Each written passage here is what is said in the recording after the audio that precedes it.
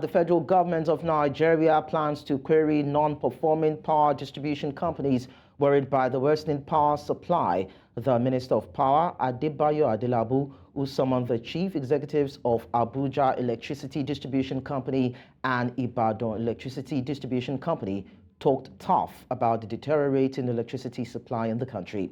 Adelabu said willful non-performance by any disco could suffice as a reason for severe punishment or outright license revocation.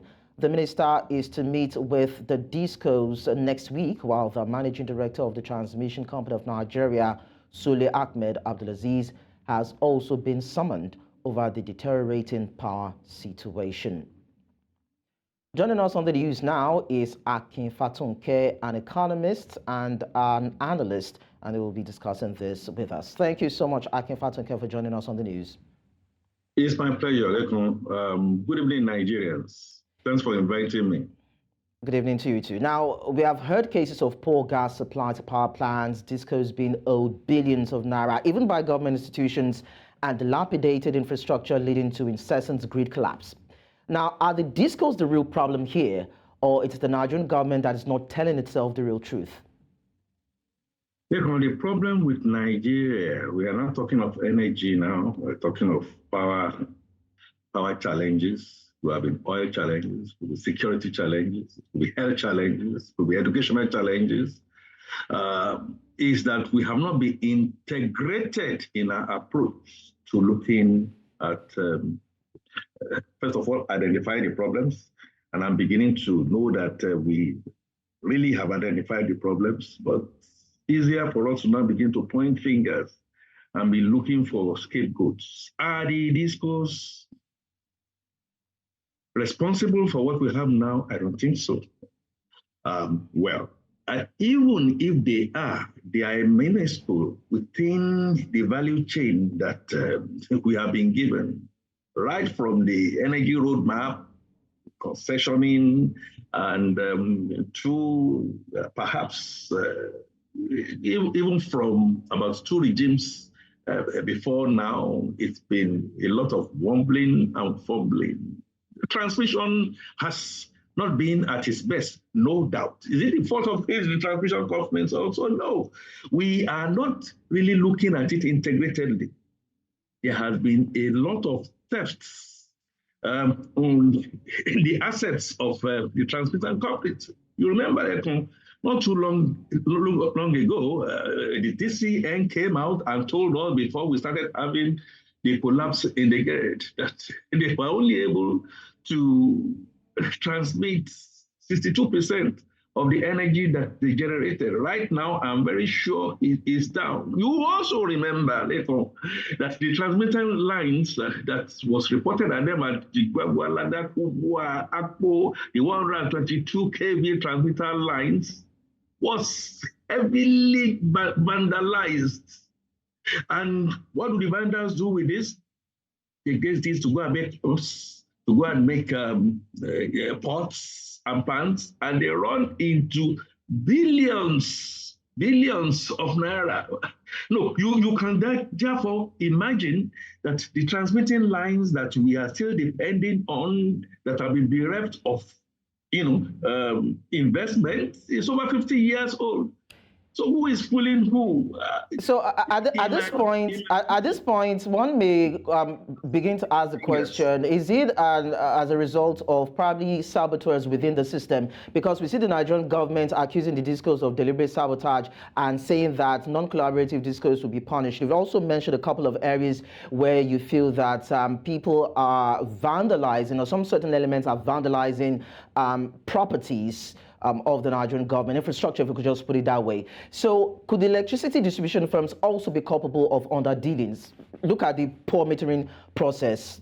They've been passing the buck between the TCN, the NERC, the Ministry of Power, and of course, the discos. Quite clearly, those are the little ends of the game in my mind. But let's face the elephant in the room.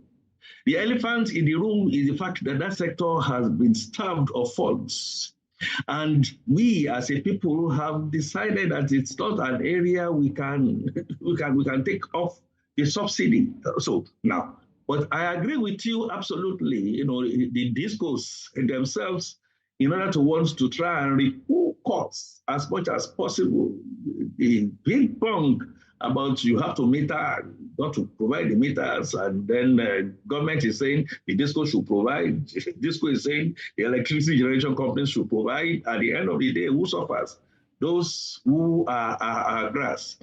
I think at the end of the day, we are all culpable of now wanting to regurgitate the cake that we have eaten in times past, including the almighty corruption. We have taken a chunk of electricity generation distribution until very lately, away from the concurrent lists, and government was not able to do that. That is the reason why you see people in that sector, just like you have them in the customs. They keep on smiling to the banks and building a lot of ill-gotten wealth on houses that they should not be. So I agree with you. So then, the whole value chain has been compromised effectively, and unfortunately, the capacity to be able to now generate and bring in funds to help that sector is not forthcoming because we haven't taken care of the security and the vandalism problem.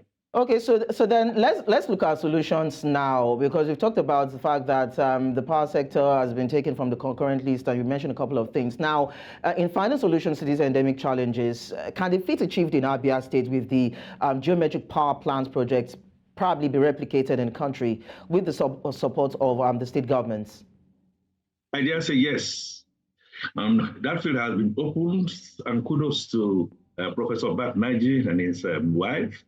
I think they stood the cost, but Lekan, I am not sure you as an investor or me as an investor can just wait on for close to 20 years with all the challenges that was put. And I was talking about the fact that those at the center that needed to have seeded a couple of things did not seed. It was only the private sector that eventually came out to help because they had that belief.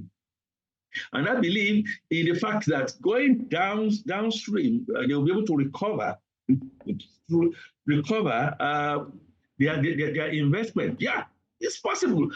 Some 20 or 25 years before that time, Lagos State was going to do something with the Aaron. But unlike what we now have, that eventually we are birthing in the geometric, the central government or the Obasanjo government at that time stifled and did virtually everything to not make that happen. So with what we are seeing in Abia State, which is a kudos, I think all other states should make it very open for private sector investors to come in, to be able to guarantee a recoup of their money as long as they can give value. Okay. 7, for instance, or interrupted power supply. It is possible. I believe it is possible. We had the same argument surrounding telecoms, remember? With Nitel, until the telcos now then came, yes, okay. They had to charge us extra, but competition came into that space, and then we eventually got per billing, per second billing. Okay. That can happen in energy. All right, Akin, Fatunke, it was nice talking to you. Thank you so much for your contribution. It's always nice talking with you too. Thank you very much for having me. I appreciate that.